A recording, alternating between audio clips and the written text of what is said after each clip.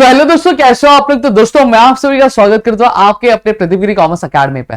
दोस्तों आप सभी से जानते हैं कि हम जो है आपके एक एक करके सारे जो वीडियो लेक्चर्स है वो लेकर आ रहे हैं, साथ ही साथ हम जो है वन शॉट लेक्चर भी आपके लिए लेकर आ रहे हैं। ऑलरेडी इस चैप्टर की अगर मैं बात करूं, आपके वीडियो लेक्चर्स जो है पढ़े हुए डिटेल में, जो कि 2 पार्ट में आपके बनाया गया है। और यहाँ पे आज मैं एक वन शॉट वीडियो आपके एग्जाम के पॉइंट ऑफ व्यू से बना के दे रहा हूं आपको, ताकि अगर आप एग्जाम में जा रहे हो और आपको चीजें जल्दी जल्दी कंसेप्ट सारे रिवाइज करने हैं तो ये आपके लिए क्या बहुत ज्यादा क्या फ्रूटफुल हो, इस वजह से हम क्या आपको ये चीजें करके दे रहे हैं। अब यहाँ पे अगर मैं बात करूँ, ये मेरे पूरे जो नोट्स है ये मैंने आपको यहाँ पे बना के दिए हैं, लेकिन ये उसके थोड़े से दिख रहे हैं, इसको मैं थोड़ा सा जूम आउट करूंगा ताकि आपको थोड़ी सी चीजें क्या क्लियर दिखे, ठीक है। लेकिन वैसे जब मैं चीजें क्लियर करते जाऊंगा तो वहां पे आपको क्या चीजें और भी क्या समझती जाएंगी, और अब क्या वहां पे चाहिए रहेगा तो आप स्क्रीनशॉट क्या ले सकते हो दोस्तों, ठीक है। अब यहाँ पे सबसे पहले एक चीज मैंने क्या बताया, मैं अब बात करूं आपके डिमांड की। तो डिमांड बेसिकली होता क्या है? Demand is a desire which is backed by the ability and the willingness to pay for the commodity. मतलब क्या बोला गया? डिमांड हम अगर एक नॉर्मल लैंग्वेज में बोले तो डिमांड हम किसको बोलते हैं? डिमांड हम उस चीज को बोलते हैं जिसकी हमें डिजायर होती है। जैसे फॉर एग्जांपल मुझे फरारी चाहिए तो लोग क्या बोलते हैं? भाई उसको फरारी की डिमांड है। अगर मैं बोलूं मुझे क्या चाहिए, मुझे लैम्बोर्गिनी चाहिए, तो बोले देखो उसकी डिमांड जो है ना लैम्बोर्गिनी की, ठीक है। अब लोग ये नहीं देखेंगे कि मेरी डिमांड लैम्बोर्गिनी की है, लेकिन क्या मैं लैम्बोर्गिनी के लिए पैसे देने के लायक हूं? क्या मैं उसको खरीदने के लायक हूं? अगर खरीदने के लायक हूं तो क्या मैं उसके लिए पे करने के लिए रेडी हूं? तो वो वैसे ही क्या बोल देते हैं, भाई उसको ये डिमांड है। लेकिन इकोनॉमिक्स क्या बोलता है? इकोनॉमिक्स मेरा भाई ये बोलता है कि भाई कि demand is a desire which is backed by the ability and the willingness to pay back for the commodity. आप एक चीज के लिए डिमांड तभी कह सकते हो जब आपको सबसे पहली चीज उसको खरीदने की डिजायर हो, दूसरी चीज जब आप उस खरीदने के लिए आप क्या उसके पैसे पे कर पाओगे कि नहीं कर पाओगे। यानी से मैं लैम्बोर्गिनी, तो क्या मेरी एबिलिटी की, क्या मैं लैम्बोर्गिनी का जो अमाउंट है उसे पे कर पाऊंगा? तो मैं क्या करूंगा, उसको डिमांड करूंगा? नहीं। एक चीज और रहनी चाहिए कि मेरी एबिलिटी है कि मैं उसको पे कर सकता हूं, लेकिन क्या मेरी विलिंगनेस है, क्या मैं राजी हूं उसको खरीदने के लिए। अगर ये तीनों एस्पेक्ट साथ में रहेंगे तो उसको मैं क्या बोलूंगा? डिमांड बोलूंगा। जैसे फॉर एग्जाम्पल अगर मैं बात करूं, एक एप्पल ले लेता हूं। एक एप्पल है, उस एप्पल मुझे डिजायर है मैं एप्पल खरीदूं, ठीक है, एक एक्सपर्ट पूरा। क्या एबिलिटी है मैं एप्पल के लिए पैसे पे कर सकता हूं? हाँ एबिलिटी है। क्या मैं एप्पल के लिए पे करना चाहता हूं? क्या यानी विलिंगनेस है, यानी मेरा मन जो राजी है, क्या मैं पे करूं? हाँ राजी है। तो मैं क्या करूंगा? डिमांड करूंगा। अगर जैसे फॉर एग्जांपल ये बॉटल है, अब इस बॉटल की क्या है, मुझे डिजायर नहीं है लेकिन एबिलिटी भी और मैं इसके लिए पे करने के लिए रेडी है, लेकिन मैं उसको खरीदना नहीं चाहता, तो क्या ये मेरा डिमांड कहलाएगा? ये मेरा डिमांड नहीं कहलाएगा। बबीता जी है, बबीता जी को गाड़ी पसंद आई, ठीक है, अय्यर खरीद रहा है, लेकिन क्या अय्यर की डिजायर थी वो गाड़ी खरीदना? नहीं, अय्यर की कभी भी ये डिजायर नहीं थी क्या गाड़ी खरीदना, ठीक है। लेकिन उसके पास एबिलिटी है पे करने की, हाँ एबिलिटी। क्या पे करने के लिए तैयार है? हाँ पे करने के लिए तैयार। क्यों? क्योंकि बबीता जी ने बोला है। समझ में आता है? वो डिमांड कहलाएगा? वो डिमांड नहीं कहलाएगा। अय्यर के लिए डिमांड नहीं कहलाएगा। क्यों?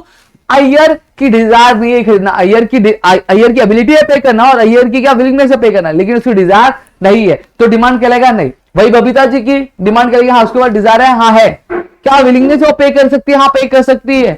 क्या उसकी एबिलिटी है पे करने की? हाँ एबिलिटी है, क्योंकि अय्यर पैसे दे रहा है, तो अभी बबीता जी के लिए वो डिमांड कहलाएगा? हाँ डिमांड कहलाएगा। दोस्तों क्लियर हो गया? मेरे ख्याल से इतनी चीज आपको क्लियर हो गई, तो याद रखना demand is a desire which is backed by the ability and the willingness to pay for the commodity.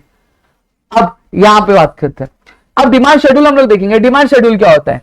Demand schedule basically एक क्या टैबुलर रिप्रेजेंटेशन होता है जो क्या दिखाता है? हमें रिलेशनशिप दिखाता है किसके बीच में? प्राइस और क्वांटिटी डिमांडेड के बीच में। अभी जैसे यहां पे अगर मैं बात करूं, मेरे पास एक डिमांड शेड्यूल है, मैं यहां पे आपको दिखाता हूं। ये देखो, ये डिमांड शेड्यूल है। देखो क्या मिला मैंने? Demand schedule is basically tabular representation. देखो टेबल है, हाँ रिप्रेजेंट कर रहा है क्या? प्राइस ऑफ कमोडिटी और क्वांटिटी डिमांडेड। अब ये टेबल हमें रिप्रेजेंट क्या कर रहा है? रिलेशनशिप डिपेंड क्या कर रहा है? रिप्रेजेंट कर रहा है। देखो क्या शो कर रहा है कि अगर प्राइस 50 रुपए तो डिमांड कितनी है? 1 किलो की। जब 40 रुपए तो 2 किलो की, 30 रुपए तो 3 किलो की, 20 रुपए तो 40 किलो की, अब 10 रुपए तो 5 किलो की। तो ये बेसिकली बता रहा है कि अलग अलग प्राइसेस पे कितनी हम लोग क्वांटिटी डिमांड करें, तो उसका क्या एक रिप्रेजेंटेशन दिया है। आप ध्यान रखो डिमांड शेड्यूल क्या है?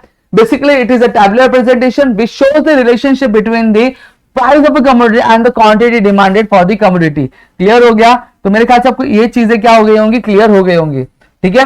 अब चलो बढ़ेंगे हमारे नेक्स्ट टॉपिक पर फटाफट। इसको छोटा कर दो, छोटू सा बाबू मेरा छोटू सा बाबू। हाँ चलो,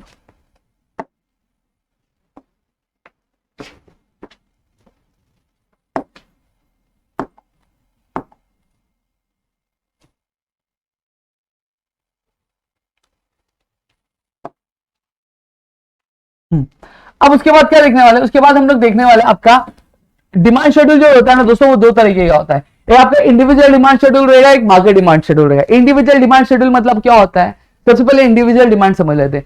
इंडिविजुअल डिमांड मतलब क्या होता है, जब एक बंदा किसी भी कमोडिटी के लिए डिमांड करता है तो उसका हम लोग क्या बोलते हैं, इंडिविजुअल डिमांड बोलते हैं। अगर 50 रुपए किलो है तो 50 रुपए किलो पे 1 किलो डिमांड किया जाए एक इंडिविजुअल पर्सन द्वारा, तो वो इंडिविजुअल डिमांड कहलाएगा। मार्केट डिमांड कब कहलाएगा, जब मार्केट में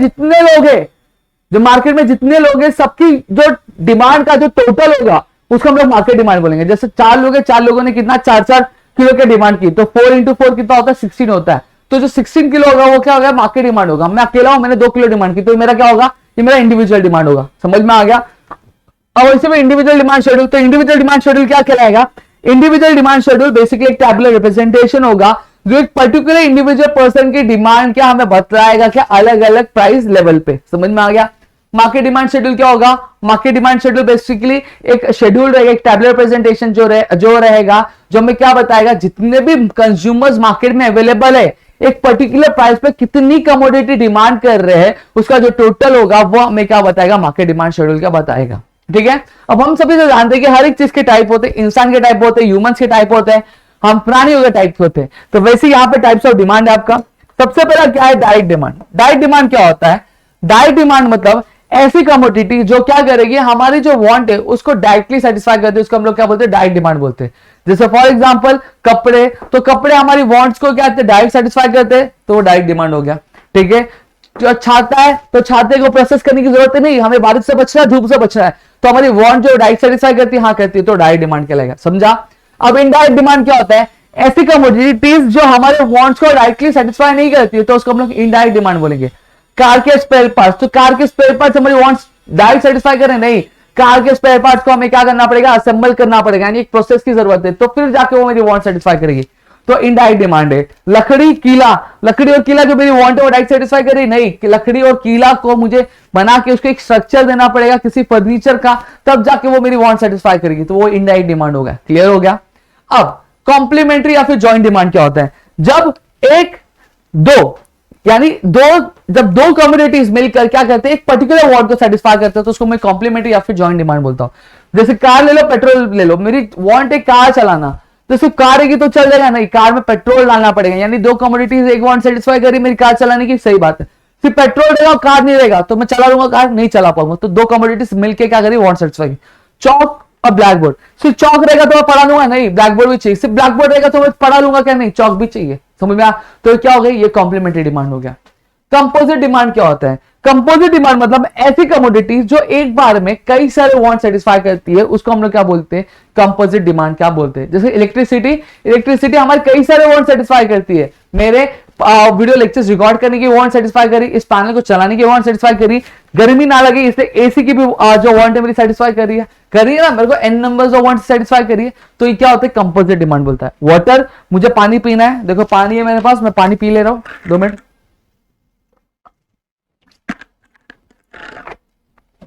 ठीक है। वही अगर मुझे कपड़े धोने हो तो भी मेरी वांट सेटिस्फाई, मुझे नहाना है तो भी वांट सेटिस्फाई करेगी, तो ये क्या, ये पानी जो ये आपकी कंपोजिट डिमांड होगी। क्लियर हो गया। अब कॉम्पिटिटिव डिमांड क्या होता है, कॉम्पिटिटिव डिमांड मतलब क्या होता है, सब्स्टिट्यूट गुड्स। ठीक है। अगर जैसे चाय और कॉफी, अगर मुझे चाय नहीं मिला, मुझे एनर्जी चाहिए, मुझे फ्रेशनेस चाहिए, तो मैं कॉफी पी लूंगा तो मेरी वांट सेटिस्फाई हो जाएगी। हाँ, तो इस तरह की वांट्स को हम लोग क्या बोलेंगे, कॉम्पिटिटिव डिमांड। मतलब ऐसा गुड जिसका एक सब्स्टिट्यूट गुड हो सकता है या फिर अल्टरनेटिव गुड हो सकता है, उसको हम लोग क्या बोलेंगे, कॉम्पिटिटिव डिमांड बोलेंगे। ठीक है। तो मेरे ख्याल से आपको ये पांचों चीज समझेंगे, देखो डायरेक्ट, इनडायरेक्ट और 3C, कॉम्प्लीमेंट्री, कंपोजिट और कॉम्पिटिटिव। क्लियर हो गया। देखो, और इनडायरेक्ट डिमांड को डिराइव डिमांड भी बोला जाता है, ये भी चीज ध्यान रखना। ठीक है।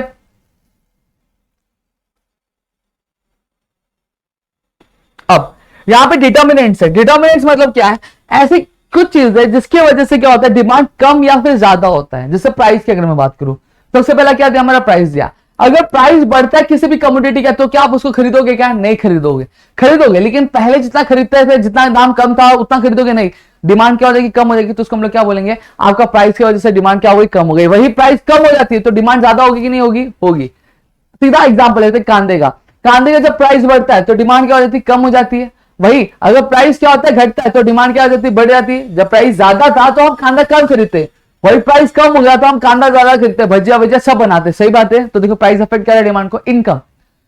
जैसे फॉर एग्जांपल मेरी जब इनकम कम थी तो मैं क्या करता था, मैं 2 किलो कांदा खरीदता। अब मेरी इनकम बढ़ गई तो मैं अब 4 किलो कांदा खरीद सकता हूं। तो डिमांड पर असर पड़ा कि नहीं पड़ा? तो ये प्राइस ऑफ सब्स्टिट्यूट गुड, चाय का दाम कम हुआ तो कॉफी का डिमांड क्या हो गया? बढ़ गया, क्योंकि कॉफी का चाय के मुकाबले सस्ती थी। वही कॉफी का दाम क्या हो गया? कम हो गया। चाय का डिमांड क्या हो गया? कम हो जाए, क्योंकि चाय कॉफी क्या हो गया? सस्ती हो गई। क्लियर हो गया? तो देखो price of complementary good, car का दाम बढ़ा तो लोग खरीदेंगे नहीं, तो कार का दाम बढ़ा तो लोग खरीदेंगे नहीं, तो पेट्रोल का क्या आचार डालेंगे, तो पेट्रोल का डिमांड भी क्या हो जाएगा? कम हो जाएगा। वही पेट्रोल की प्राइस अगर आसमान छू रही है तो लोग कार खरीदेंगे नहीं, तो कार की डिमांड क्या हो जाएगी? कम हो जाएगी। देखो पेट्रोल का भी डिमांड कम हो जाएगा और कार की भी डिमांड, क्यों? क्योंकि कॉम्प्लीमेंट्री गुड्स है। क्लियर हो गया? फिर उसके बाद तो आपका नेचर ऑफ प्रोडक्ट, जैसे अब डिमांड जो है नेचर प्रोडक्ट की नेचर पे भी डिपेंड करती है। जैसे फॉर एग्जांपल अगर बात करूं, एक डायबिटीज पेशेंट है, अब उस डायबिटीज पेशेंट के लिए क्या चाहिए रहता है? उसको गोली चाहिए रहती, दवा चाहिए रहती कि नहीं चाहिए रहती थी? चाहिए रहती है। ठीक है, अब डायबिटीज की अगर दवा पहले 100 रुपए की मिलती थी, अब 1000 रुपए की मिलने लगी, तो क्या डायबिटीज का पेशेंट दवा खाना छोड़ देगा क्या? कि एक साल में एक ही गोली खाएगा क्या? नहीं, वो खाएगा। क्यों? क्योंकि वो उसके लिए बहुत ही ज्यादा एसेंशियल है या फिर इंपॉर्टेंट है। सही बात है। अगर वही सेम चीज बात करूं, ये बॉटल है, अगर इस बॉटल का दाम बढ़ जा रहा है तो उसको नहीं खरीदूंगा। सही बात है कि नहीं बात है? तो डिपेंड करता है, डायबिटीज का दाम बढ़ा तो भी मैं क्या, डायबिटीज की गोली का दाम बढ़ा तो भी मैं क्या कर रहा हूं? दवा खरीद रहा हूं। क्यों? क्योंकि वो एसेंशियल है लाइफ से। सही बात है। वही ये बॉटल का दाम क्या हो गया? बढ़ गया तो मैं उसको नहीं खरीद रहा। तो देखो डिमांड जो है नेचर ऑफ प्रोडक्ट पे भी क्या डिपेंड करता है। साइज ऑफ पॉपुलेशन, सही बात है। पहले एक एरिया था बनना, अच्छा ब्लैक के ना, ठीक है, वहां 20 लोग रहते थे तो कमोडिटी का डिमांड क्या था? 20 था। अब 100 लोग हो गए तो कमोडिटी का डिमांड क्या हो गया? 100 बढ़ गया। देखो प्राइस में कुछ चेंज नहीं हो रहा है, फिर भी डिमांड क्या हो रहा है? कम ज्यादा हो रहा है। ठीक है, तो ये होता है size of expectation about future prices. मैंने बताया कई बार, अगर मुझे लग रहा है कि कल को कांदे का दाम जो है कम होने वाला है, तो आज अगर मैं मार्केट जा रहा हूं, ये मन बना के कि 5 किलो खरीदने 5 किलो खरीदूंगा, मार्केट में पता चल रहा है कल 20 रुपए हो जाएगा और आज 100 रुपए कम हो रहा है, तो मैं कितना किलो? 1 ही किलो खरीदूंगा। सही बात है, आज का काम चल जाए, कल जाके मैं क्या करूंगा? और ज्यादा खरीद लूंगा। अब आज के लिए जो कांदे का डिमांड कम होगा कि ज्यादा हो जाएगा? कम हो जाएगा, क्योंकि मुझे लग रहा है आगे सस्ता हो जाएगा। वही उल्टा होता कि मुझे लगता है कि अब कांदा और महंगा होने वाला है, तो मैं 5 किलो खरीदूंगा, अब मैं क्या खरीदूंगा? 10 किलो। तो डिमांड कम हुआ कि ज्यादा हुआ कि नहीं हुआ? तो ये इसी को बोलता है एक्सपेक्टेशन अबाउट फ्यूचर प्राइस। अब एडवर्टाइजमेंट की वजह से भी क्या होता है? बहुत ज्यादा फर्क पड़ता है दोस्तों। एडवर्टाइजमेंट हो गया, आपके सेल्स प्रमोशन हो गए, ये भी डिमांड पे क्या बहुत ज्यादा असर पड़ता है। जैसे 2 मिनट में क्या तैयार होती है? मैगी तैयार होती है। हमने कहीं से सुना था, हमने जाके खरीद लिया, यूपी जाके खरीदा, फिर उसके बाद क्या चल रहा है? फॉग चल रहा है हर जगह, तो फॉग है क्या? इसको यूज करना है। तो देखो डिमांड इस तरह से भी क्या बढ़ती है। ठीक है, टेस्ट हैबिट फैशन है, टेस्ट बदल रहा है, हैबिट बदल रहा है, फैशन बदल रहा है, तो भी डिमांड में क्या कम ज्यादा होगा। पहले मुझे फैशन किसका था? मुझे ब्लेजर्स का था, अब मुझे फंकी क्लोथ्स का है। ठीक है, फैशन किसका चल रहा है? पहले ब्लेजर्स का चल रहा था, अब फंकी क्लोथ्स का फैशन चल रहा है। तो अब क्या ब्लेजर की डिमांड कम होगी ज्यादा हो जाएगी? कम हो जाएगी, क्योंकि अब फैशन जो चल रहा है वो फंकी क्लोथ्स का चल रहा है। तो फैशन का जैसे डिमांड कम हुआ कि ज्यादा हुआ, पता चला। हैबिट, पहले मुझे अल्कोहल कंजप्शन करने का बहुत ज्यादा क्या ये था, लत था, एडिक्शन था, हैबिट था, लेकिन अब मुझे बियर पीने का शौक है, तो अल्कोहल का डिमांड कम हुआ कि ज्यादा हुआ? कम हो गया। और बियर का डिमांड क्या हो गया? बढ़ गया। देखो हैबिट की वजह से। टेस्ट, पहले मुझे चाट खाना बहुत पसंद था, लेकिन अब मुझे पानीपुरी खाना बहुत ज्यादा पसंद है, तो चाट का डिमांड कम हुआ, पानीपुरी का बढ़ गया। तो देखो टेस्ट में चेंज होने की वजह से भी क्या होता है? डिमांड की। लेवल ऑफ टैक्सेशन, तो यहां पे अगर मैं बात करूं,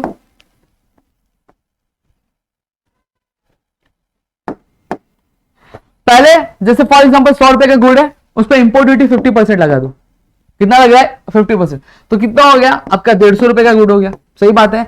अब जो टैक्सेशन है बढ़े आ रहा है, वो कितना बढ़े आ रहा है? वो 100% हो जा रहा है। अब यानी 100 रुपए का गुड़ खरीद रहा हूं, 100 रुपया टैक्स हो जा रहा है, तो कितना हो गया? 200 रुपया हो गया। तो मैं गुड खरीदूंगा नहीं, क्योंकि प्राइस जो है बढ़ जा रहा है यहाँ पे। तो ठीक है, तो टैक्सेशन, अगर वही टैक्सेशन कितना हो जाता? 1% होता, 1% होता, तो मेरे गुड्स की प्राइस कितनी हो जाती? वो 101 रुपया हो जाती। तो मैं खरीदता, हाँ खरीदता, क्योंकि पहले 100% थे, अब 1% हो गए। समझ में आया? तो टैक्सेशन भी क्या करता है? आपका एक मेजर रोल क्या प्ले करता है आपके डिमांड कम या ज्यादा होने में। क्लियर है? अब लॉ ऑफ डिमांड पढ़ेंगे। लॉ ऑफ डिमांड ऑलरेडी मैंने समझाया हुआ है, लेकिन वापस एक बार समझा दो। क्या भाई इसके नीचे?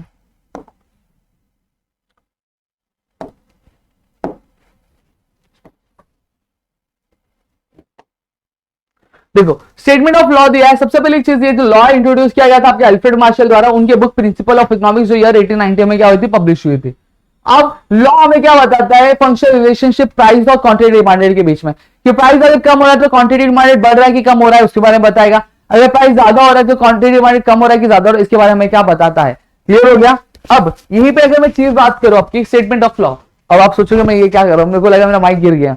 ठीक है, अब स्टेटमेंट ऑफ लॉ डिमांड की बात करूं तो यहाँ पे क्या दिया, according to professor Alfred Marshall other things being constant, higher the price of a commodity smaller is the quantity demand and lower the price of a commodity larger is the quantity demand. क्या बोला गया, अगर किसी भी commodity की price अगर बढ़ती है तो उसके लिए जो डिमांड हो जाएगी कम हो जाएगी। वही अगर किसी भी क्वांटिटी की डिमांड जो प्राइस जो होता है कम होता है तो उसकी क्वांटिटी डिमांड क्या हो जाएगी, बढ़ेगी। देखो जैसे याद दिया, हायर स्मॉलर लोअर लार्जर। अगर किसी ने मेरा डिटेल वीडियो लेक्चर देखा तो उसमें मैंने ट्रिक बताया था, हायर स्मॉलर लोअर लार्जर, ये याद, higher smaller lower larger, higher smaller lower larger. तो यहाँ पे आपको अदर थिंग्स बीइंग कांस्टेंट, ये आपको क्लियर रहेगा। तो देखो हायर से क्या रखना, higher the price of a commodity small is the quantity demanded and lower the price of commodity larger is the quantity demanded. यही आपका है, इस तरह से आप लॉ क्या कर सकते हो, लर्न कर सकते हो। अब अजम्पशंस क्या किए, अजम्पशंस मतलब क्या होता है सर, अजम्पशन मतलब भैया ये होता है कि जब भैया देखो assumptions मतलब क्या होते हैं, assumptions मतलब ऐसे circumstances जहां पे ये लॉ एप्लीकेबल होगा। अगर ये कंडीशन रहेगी तभी क्या लॉ एप्लीकेबल होगा, अगर ये कंडीशन नहीं रहेगी तो लॉ एप्लीकेबल होने वाला नहीं है। तो क्या बोलता है लॉ, लॉ ये बोलता है कि इनकम में चेंज नहीं होना चाहिए। ठीक है, फिर क्या होता है, जो साइज है पॉपुलेशन का उसमें चेंज नहीं होना चाहिए। फिर उसके बाद बोलता है कॉम्प्लीमेंट्री गुड्स के प्राइस में चेंज नहीं होना चाहिए, प्राइस ऑफ सब्स्टिट्यूट गुड्स के में चेंज नहीं होना चाहिए, change in taste habit of fashion में भी चेंज नहीं होना चाहिए, टैक्सेशन पॉलिसी में भी क्या चेंज नहीं होना चाहिए। इसके बारे में अगर डिटेल में पढ़ना है तो लेक्चर नंबर जो 2 है उसमें मैंने बताया हुआ डिटेल में, लेकिन आपको सिर्फ नो चेंज इन याद रखना है। अब इसका भी ट्रिक है, आपके जो डिटर्मिनेंट्स पढ़े वही डिटर्मिनेंट्स हैं। ठीक है, देखो टैक्सेशन पॉलिसी हमने पढ़ी थी, बस उसके आगे नो चेंज लगा दिया। टेस्ट हैबिट फैशन पढ़ा था, उसके आगे नो चेंज लगा दिया। प्राइस ऑफ कॉम्प्लीमेंट्री गुड्स पढ़ा था तो लिख दो no change in price of complementary goods. ठीक है, यहाँ पे 2 बार में प्राइस ऑफ कॉम्प्लीमेंट्री गुड्स लिखा है, मिस्टेक है, चेक करना। ठीक है, सब्स्टिट्यूट गुड लिखा था, price of no change in price of substitute. Income लिखा था no change in income of the person. अब साइज ऑफ पॉपुलेशन लिखा था no change in size of population. Clear हो गया, तो यही चीज आपको क्या लिखनी है, एक्सप्लेन करना है इसको। फिर इसके बाद अगर मैं बात करूं, अब डिमांड शेड्यूल है, तो डिमांड शेड्यूल देखो क्या है, देखो 50 रुपए था तो डिमांड कितना थी, 1 किलो। 40 रुपया तो कितना हुआ, 2 किलो। 30 हुआ तो कितना हुआ, 3 किलो। 20 हुआ तो कितना हुआ, 4 किलो। 10 हुआ तो कितना किलो हुआ, 5 किलो डिमांड हुआ। देखो जैसे जैसे प्राइस क्या हो रहा है, कम हो रहा है, वैसे वैसे डिमांड बढ़ता जा रहा है। जैसे जैसे प्राइस बढ़ रहा है वैसे वैसे डिमांड क्या हो रहा है, कम होते जा रहा है। समझ में आ गया, तो ये है, तो यही आपको एक्सप्लेनेशन लिखा, when the price of the commodity was 50 rupees then a quantity demanded by the individual was 1 kilo, when it was 40 rupees then it came to 2 kilos। ऐसे करके आपको एक्सप्लेन करना रहेगा। और लास्ट में लिखना लिखा है कि the demand schedule reflects that price and the quantity demanded have an inverse relationship। तो डिमांड कब है, डिमांड कब कैसे एक्सप्लेन करोगे, देखो पहले आपको बनाना आना चाहिए। देखो अब एक्सिस बनाओगे, ये आपका वाई एक्सिस है, ये आपका एक्सिस है। एक्सिस क्या मेजर करता है, क्वांटिटी डिमांडेड मेजर करता है, और आपका वाई एक्सिस क्या मेजर करता है, प्राइस इन रुपीज मेंशन करता है। ठीक है, अब 10 20 30 40 50, ठीक है, अब ये चलता रहता है। अब यहां पे मैं बात करूं, जब कमोडिटी कितनी थी, 50 रुपए थी, तो क्वांटिटी डिमांड कितनी हो रही थी, 1 किलो। तो 1 किलो यहाँ पे, 50 यहाँ पे, तो दोनों इंटरसेक्ट कर रहे हैं यहाँ पे, तो पॉइंट यहाँ पे डाल दोगे। सेम चीज ऐसी आप सारी चीजों में भी फॉलो करोगे। अब यहाँ पे एक स्लोप बन रहा है, ठीक है, हम ऊपर से नीचे आ रहे हैं, यानी स्लोप कहां आ रहा है, हम लोग डाउनवर्ड जा रहे हैं ना, तो आप लिखोगे the demand curve slopes downward. ठीक है, अब ये क्या मेरा लेफ्ट है, ये मेरा राइट है, ये लेफ्ट है, ये राइट है। तो देखो ये लेफ्ट है, लेफ्ट से राइट जा रहा है। देखो ऊपर क्या है, लेफ्ट है, नीचे राइट है, तो आप लिखोगे the demand curve slopes downward from left to right. Clear हो गया, तो ये चीज आपको क्या लिखनी है। तो यहां पे मैंने डिमांड शेड्यूल भी आपको समझा दिया। अब यहां पे क्या कुछ एक्सेप्शंस है। एक्सेप्शंस मतलब क्या होता है सर, देखो एक्सेप्शंस मतलब दोस्तों कि जब तो बेटा मतलब ऐसे सर्कमस्टांसेस जहां पे ये जो लॉ है बिल्कुल भी एप्लीकेबल नहीं होगा, तो उसको हम लोग क्या बोलते हैं, एक्सेप्शंस बोलते हैं। जैसे फॉर एग्जांपल सबसे पहला क्या, प्राइस, यहां पे मिट गया यार, चलो बता देता हूं। यहां पे सबसे पहले ऐसे ही मैं बता दूंगा, मेरे को याद है, गिफेंस पैराडॉक्स था। तूने अच्छा नहीं किया दोस्त।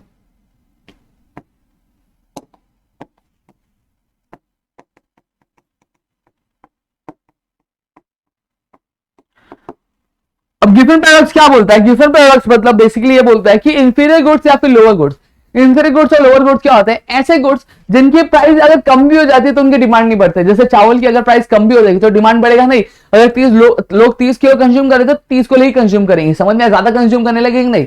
तो यही चीज गिफन्स ने क्या देखा था? कंस्ट्रक्शन साइट पर देखा था, जो वर्कर्स थे जब उनको वेजेस मिले और वो ब्रेड कंज्यूम किया जाता, जब लेकिन प्राइस कम हुआ ब्रेड का, तो लोगों ने ब्रेड कंज्यूम करना ज्यादा नहीं किया, बल्कि वो शिफ्ट हो गए किस पे? मीट पे, क्योंकि उनकी इनकम क्या बढ़ गई थी। तो यही चीज है, जो इंफीरियर गुड्स होते हैं अगर उसकी प्राइस कम होती है तो उल्टा उसकी डिमांड क्या हो जाती है? कम हो जाती है। क्यों? क्योंकि यहाँ पे जो बंदे होते हैं उनकी जो इनकम होती है वो क्या हो जाती है? बढ़ जाती है। समझ में आ गया? तो वो एक उससे अच्छी क्वालिटी के प्रोडक्ट्स का कंज्यूम करना क्या शुरू कर देते हैं। तो दूसरी चीज अगर बात करूं तो प्रेस्टीज गुड। प्रेस्टीज गुड मतलब क्या हो गया? आपके लग्जरियस गुड्स हो गए दोस्तों। अब लग्जरियस गुड्स होते क्यों है? देखो वो as a status of symbol होते हैं, ठीक है? सही बात है कि नहीं बात है? स्टेटस ऑफ सिंबल रहते हैं कि अगर यहाँ पे आप क्या करो, डायमंड है, गोल्ड है, ये सारी चीजें अगर आपके पास है तो आपका एक अलग स्टैंडर्ड दिखेगा, आपका एक अलग स्टेटस का दिखता है मार्केट में। सही बात है? तो जो लोग होते हैं, अगर ये जो लग्जरियस गुड जितने महंगे होंगे उतना उसकी डिमांड होगी, अगर सस्ते होंगे तो डिमांड क्या हो जाएगी? कम हो जाएगी, नहीं कम हो जाएगी। तो यही चीज यहाँ पे बोली गई है। फिर तीसरी चीज अगर यहाँ पे बोलूं तो तीसरी चीज है आपकी स्पेक्युलेशन। स्पेक्युलेशन मतलब क्या होता है? देखो स्पेक्युलेशन मतलब दोस्तों, जब कमोडिटी की प्राइस ज्यादा होगी फिर भी लोग क्या करेंगे? उसकी जो डिमांड होगी वो क्या बढ़ेगी? क्यों बढ़ेगी? जैसे दिवाली का टाइम है, 10 दिन का टाइम है, 10 दिन में जैसे जैसे दिवाली नजदीक आती है प्राइस क्या होता है? बढ़ता जाता है। और 10 दिन में प्राइस बढ़ता रहता है। जैसे फॉर एग्जांपल एक नॉर्मल मोमबत्ती क्या मिलती है? नॉर्मल मोमबत्ती अगर आप दिन में लोगे तो 5 रुपए मिलती है, लेकिन दिवाली टाइम पे वही 10 रुपए की हो जाएगी या फिर 20 रुपए हो जाएगी।